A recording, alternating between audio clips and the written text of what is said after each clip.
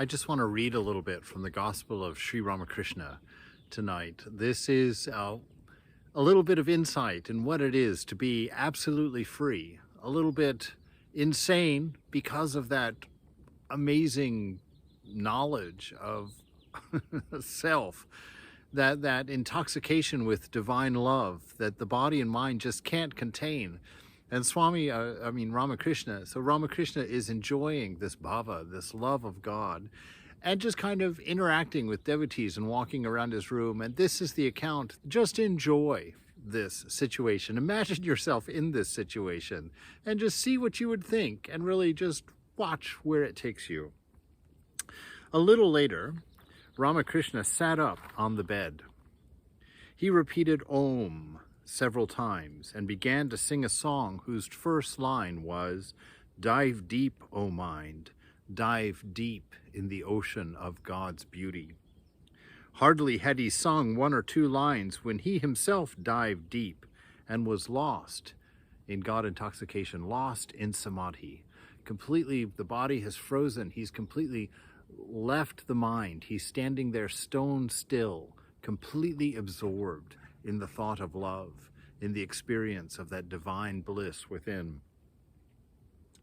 When the samadhi was over, he began to pace the room with both hands holding up the cloth that he was wearing.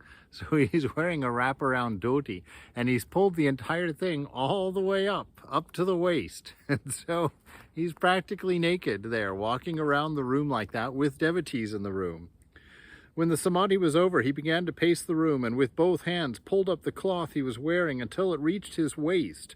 One end of it was trailing on the floor and the other one was just hanging loose in his hand. Nudging my companion, and this is the person who's writing this and talking and witnessing what's going on in the room, he says, nudging my companion, I whispered, "Oh, see how nicely he wears his cloth." A moment later, he threw away the cloth with the words, "Ugh, what a nuisance, off with it." Just that complete lack of body consciousness, complete lack of shame or embarrassment, just a child of the Divine Mother, completely lost in that love. Just a fun scenario going on. He began to pace up and down the room naked. From the northern end of the room, he brought an umbrella and a stick and he asked us, "Are these yours?" Scarcely had I replied no when he said, "I knew it. I can judge a man by his stick and by his umbrella. They must belong to that man who was here some time ago, who swallowed a lot of my words without understanding them." A few minutes later, he sat down, still naked, on the northern end of his cot, facing the west, and he asked me, "Well, do you consider me ungentlemanly?" Myself, "Of course not. You're a perfect gentleman. But why do you ask me that?" The Master, "Well, you see, Shivanath and others don't think that I'm a gentleman. When they come, I have to wrap a cloth or something around me. Do you know Girish Ghosh?"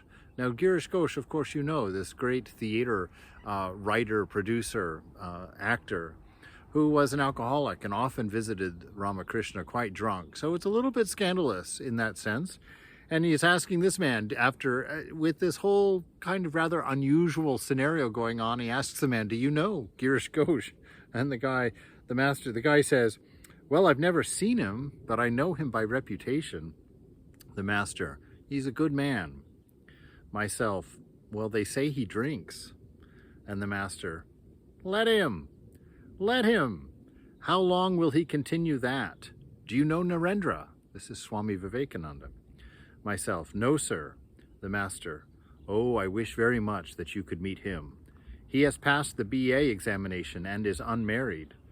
Myself, "Well, very well, sir, I shall meet him." The Master, "Today there will be a kirtan at Ram Datta's house. You may meet him there. Please go there this evening." Myself, "All right." "Well, you do that, don't forget." "It is your command. Shall I not obey it?" "Surely, I will go." So this scenario, very unusual, something you would never see, something I certainly have never seen.